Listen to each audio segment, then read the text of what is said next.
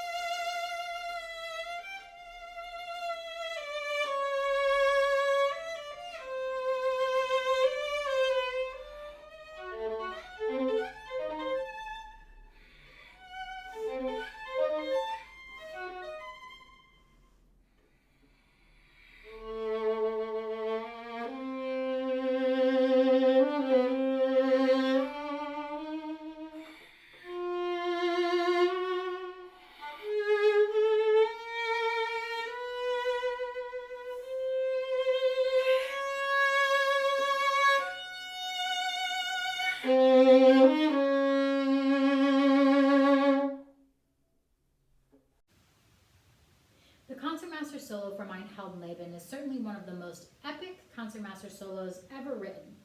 It is full of virtuosity in every sense of the word, from the technical to the musical. There is incredible contrast in character all throughout the music, making it a lot of fun to work on and to find your own approach and artistry when playing this piece. I really think that it's important for every violinist to learn and work on this music at some point in their lives, regardless of whether or not they're actually preparing it for an audition, because it's such a soloistic excerpt, and there's so much to learn and manage technically while bringing out a real kind of unique artistic approach. And I think it's just a wonderful combination of virtuosity and musicianship, and it's just a great piece in every sense. So I could literally go into hours and hours of detail, from start to finish here. There's a lot of music to cover. So I'm going to try to condense my approach for this video and hit on a few key topics that I think are really important when working on this excerpt, and possibly have some tips and tricks for practicing very specific, technically difficult passages. So let's get into it. First thing is, we have to consider that this piece, Ein Heldenleben, is a tone poem that Strauss wrote. So that means there is a narrative that we are always working to portray. Of course, Ein Heldenleben means a hero's life. And in the section where the violin solo starts, we hear the hero's companion being portrayed. Now that would be the hero's wife, or think of this as Strauss's wife. So every kind of twist and turn that happens in the music here is really meant to depict a different quality in the hero's companion's kind of personality. So we have the loving, very kind of feminine passages. We have a capriciousness all throughout, where kind of constantly changing her mood. We have some passages that are completely irate and erupt, in kind of craziness. And so it's really important musically that is always at the forefront of our preparation of this music. And what does that mean? That means that we really need to focus on exaggerating things like dynamics and articulations, and bringing out certain qualities of sound that might be different from other sections. So we're really going for lots of contrast in sound and in character, and really always, having this soloistic kind of command of the story that we're trying to portray. So to start, we need to, kind of introduce the hero's companion, and we need to do this in a way. The first note that's written, the C sharp, is piano, but again, this is a soloistic piano, so we need a sound quality in this note that really opens the curtain on this character, and something that the note is alive, and it captures the attention of the listener as it emerges out of the kind of full orchestra texture. So what I'm going for is a little bit of a start to the note, but then I develop it.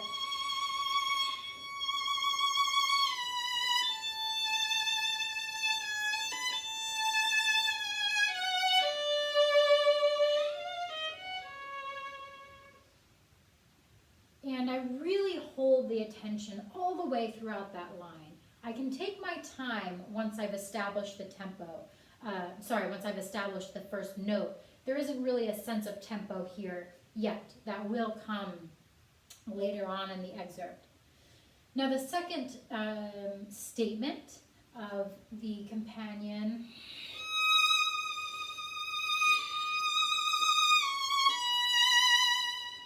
a little bit more emphatic, a little bit more outward, kind of pleading or trying to get her point across even more.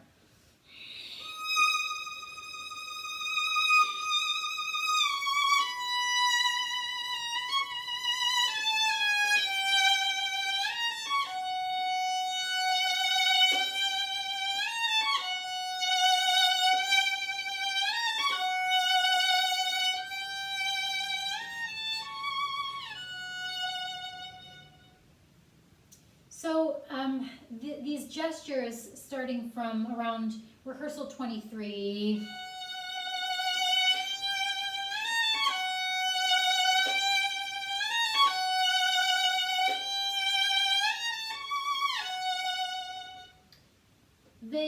it's very repetitive, right? There's kind of an obsessive quality to a lot of this music, and we really have to make something out of those repeated gestures.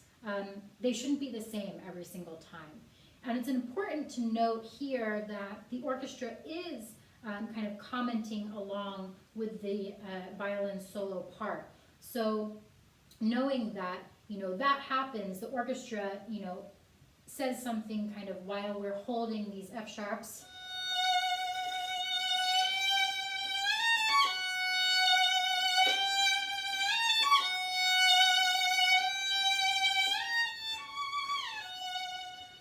So in the first, two iterations of that, we really have to be imagining kind of playing with the pulse of the orchestra.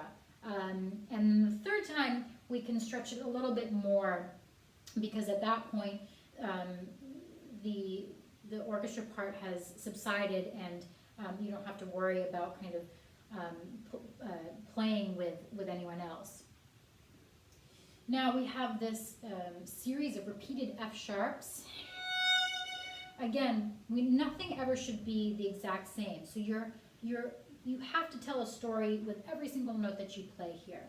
So I'm doing something a little bit different, whether it's with vibrato or bow or bow contact, for every single F sharp that I'm playing here in this series.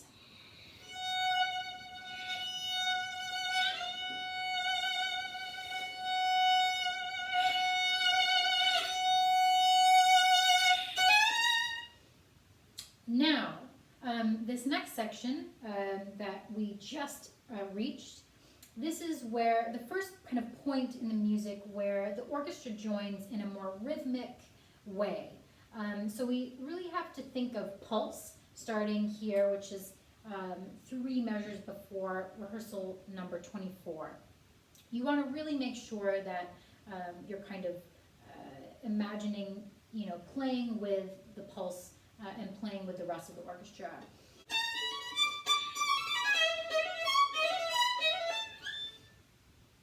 So it's kind of cheerful, right? That's what lustig means, cheerful. So we want something sunny and bright and light, and we're not taking extra rubato here. We're really staying with the tempo that you kind of established. Now we're going to skip a little bit here.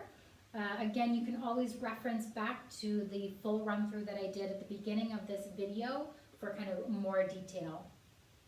But I want to skip to 3 measures before rehearsal 27. And this is a spot that is notoriously difficult because of these arpeggiated, diminished chords. Always tricky to get in tune and to play with like a really kind of nice character without being too tense in the hand and too tense physically. So here's a little practice hack for you. Of course, a rather obvious practice technique would be to break these arpeggiations down into double stops, like so.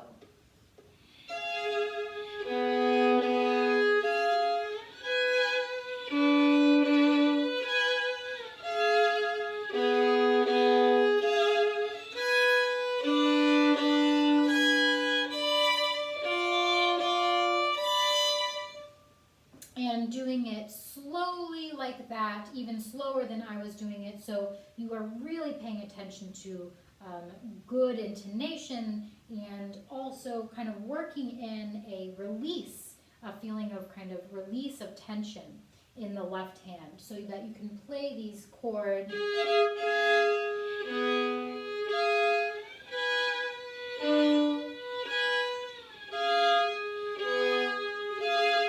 in a fairly relaxed way with the left hand, especially in the shifts in between each position.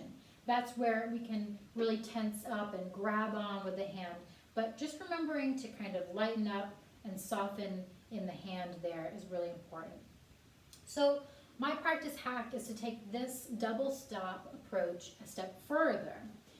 What I like to do is I start with the double stop, but I keep my first finger actually on the same string as my second finger. So the original notes would be this.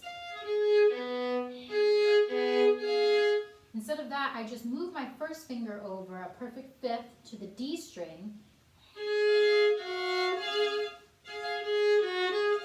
The intervals, kind of the space between all of my fingers, remain the same, but now we're just working on two strings. And in this way, I'll be able to focus on how the actual shift feels, especially in kind of how my first finger feels in shifting between these positions. So I'll demonstrate.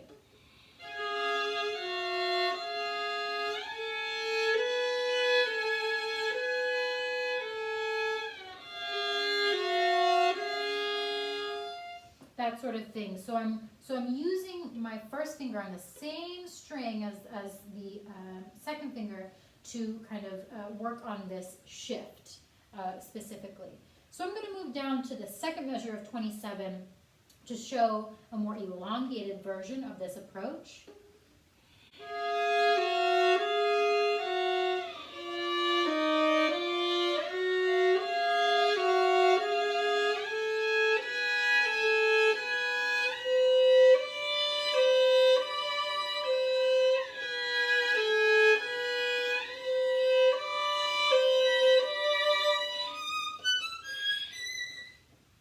There. So in that way, I'm really working on kind of maintaining the same hand shape as I go shift up and down the string, and it just feels a lot more solid when I put it back into context and how it's actually written.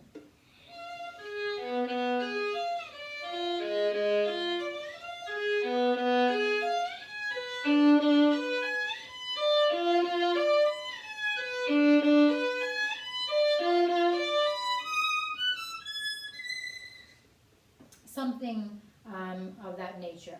So hopefully that practice tip will be helpful in this spot and any other kind of diminished arpeggiated diminished chords that you might find in other music as well. Now moving on from here, the next area that is obviously very tricky happens after rehearsal 28, where we have these crazy triplets and sextuplets, just an eruption musically and of character. It's kind of like it goes into harmonies that one can't really decipher, and it's just totally nuts. So it starts from the sixth measure of rehearsal 28 from the top here.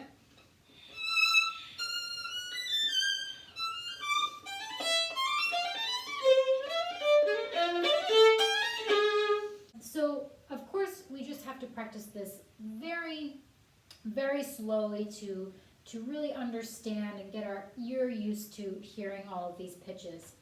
But where I just stopped, where the fortissimo starts here,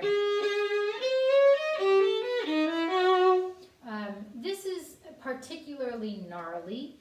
So I wanted to go over a little bit of my approach to this, which in addition to just practicing it very slowly, perhaps in rhythms, I'm really paying attention to the shaping of the notes here. And that actually can help with, kind of attaining the technical aspect of playing this line clearly.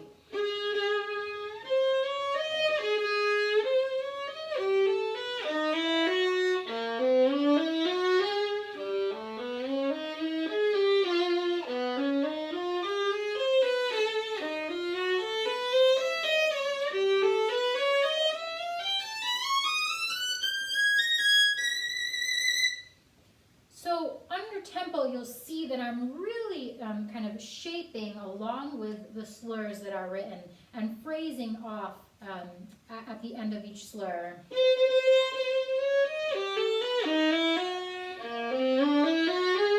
So I really want to think of that as one scale, right? Just a whole tone scale.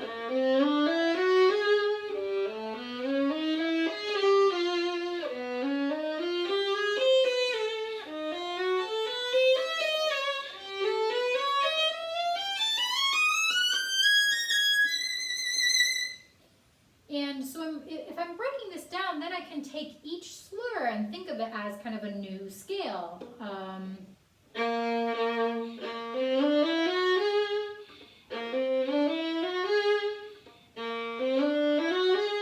Doing kind of that sort of thing, working on it in rhythms.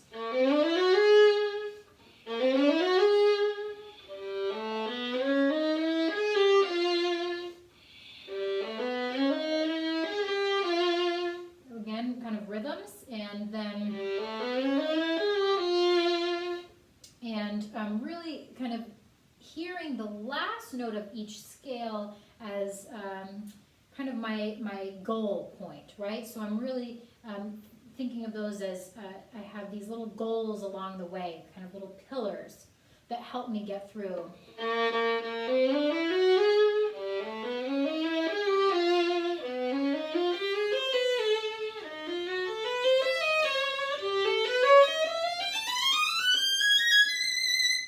So then, as I'm practicing it, again, this is very condensed, but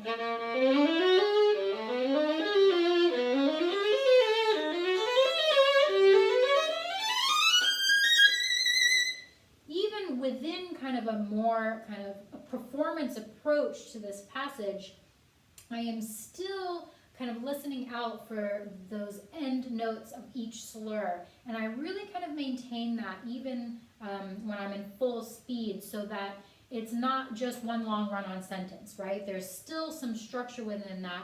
And in a way, that also helps to make this even crazier. So hopefully that approach will help you kind of break that passage down and make it a little bit more user-friendly, and give you something to listen out for, whether you're practicing it slowly or playing it up to tempo. Now I want to bring just a little awareness to, we're going to jump to the fourth measure of rehearsal 30. This is a section where, again, we need to be very kind of aware of the orchestra part here, and it's very important to show that you know that everyone, that the strings play a pizz with you on the offbeat of this bar, in the fourth bar of measure 30. So what do I mean by this?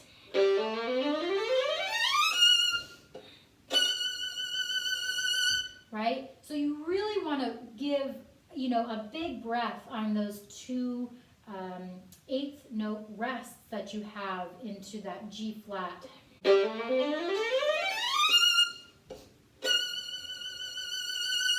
As if you're kind of cueing in the rest of the orchestra. This is a really big moment, and what happens after this is, a huge eruption in terms of character and the music. So you really want to give this big breath, not only to show that you know what's happening in the context of the orchestra, but also to give yourself a breath to kind of start this new phrase again.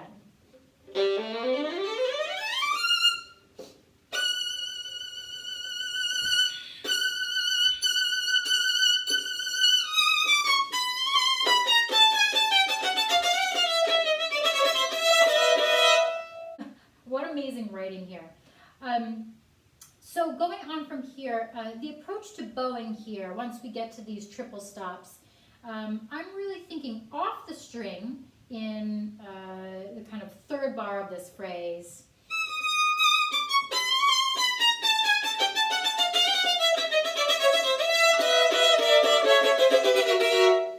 And in the fourth beat of the second bar of that, once we get here, I'm really thinking of an entirely kind of on the string approach.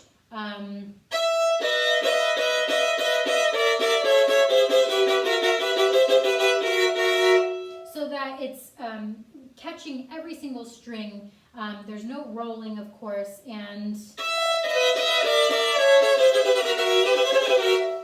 it kind of just, the sound really erupts if you do it that way. So I'm really going for kind of a full bow hair approach and just grabbing all three strings.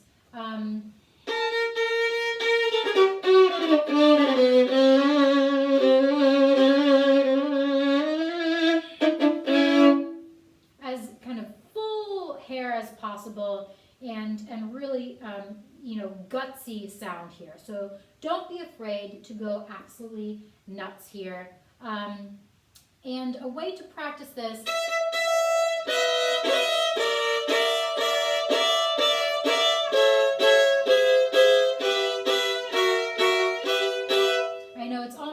I think of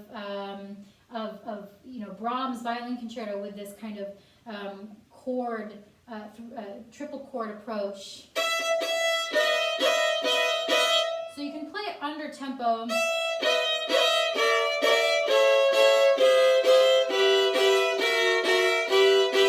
And really try to, there is a release so that we're not in the string the whole time. That, of course, is going to result in a terrible sound. So there is a release of pressure, but I'm not actually coming out of the string. It's not a brush stroke.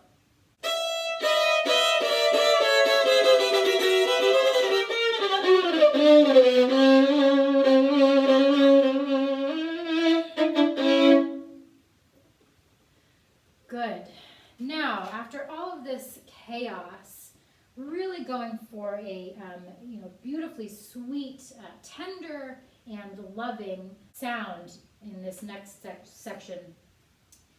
And to end, we have the Ausdrucksvoll expressive, right? So we really want to go for a rich sound to end this excerpt.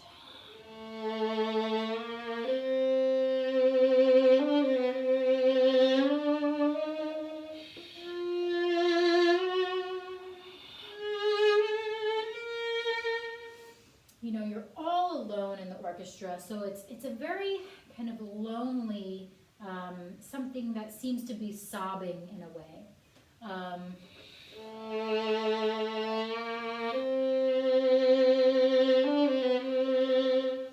So the richness is not an attempt to project in any way. You'll be heard, but it's just a sound quality that I think the end of this passage really needs. And as we come out of it,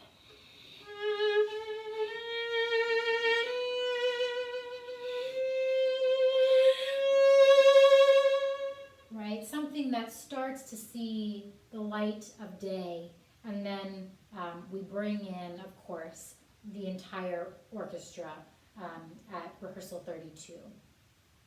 So again, I could have gone into so much more detail here, but hopefully you can look back and reference the playthrough I did at the beginning of this video for more details.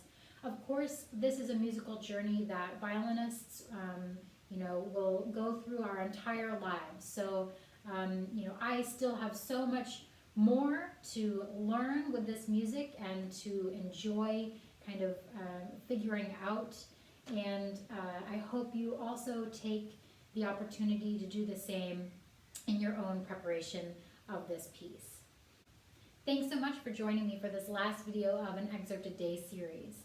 It has been a real pleasure for me to go through all of this repertoire in so much detail. I really hope that you were able to take away some helpful things in your own practice of this music and perhaps to other music that you might be playing. If I could just leave with one kind of overall thought about taking orchestral auditions and preparing this music, it's that this process can be a positive one. I think because it's such a high stress kind of scenario when we think about orchestral auditions, it is easy to forget that we're just playing music. We're just working on preparing a performance as we would in any other kind of format. And so when we, approach these excerpts by, thinking about the sound and thinking about the sound that we're creating and the sound that we imagine we want to create, in thinking about the characters of the music and thinking about the contrasts and the little details in the music, a lot of joy can be found in having that approach. So I encourage you to try to find joy in your orchestral audition excerpt preparation, and happy practicing as always, and thanks so much for joining me.